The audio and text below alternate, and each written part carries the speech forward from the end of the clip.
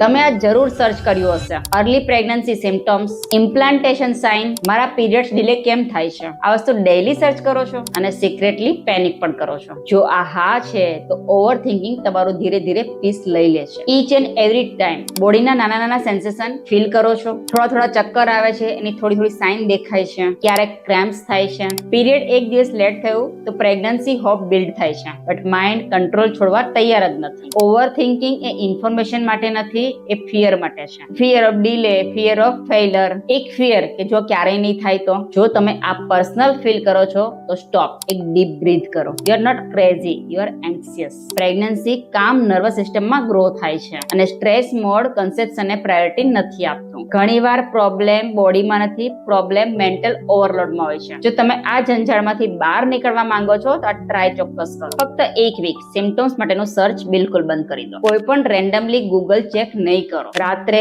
11 વાગ્યા પહેલા સુઈ જાઓ. એક પ્રામાણિક ડરની ડિસ્કશન તમારા પાર્ટનર જોડે ચોક્કસ કરો. જો ઓવર થિંકિંગ હેવી થઈ ગયું હોય તો એકલા નહીં લડો. કેવી રીતે તે જાણવું છે તો ડિસ્ક્રિપ્શનમાં ડિટેલ છે. પ્રેગ્નન્સી ટ્રસ્ટ માંગે છે, ફક્ત કોન્સ્ટન્ટલી ટેસ્ટિંગ નહીં. ક્યારેક કામ માઇન્ડ બિગેસ્ટ પ્રિપેરેશન હોય છે. જો તમે ગ્રાઉન્ડેડ અને રિયલ પ્રેગ્નન્સી ગાઈડન્સ ઈચ્છો છો તો અમારી ચેનલને સબસ્ક્રાઇબ કરો.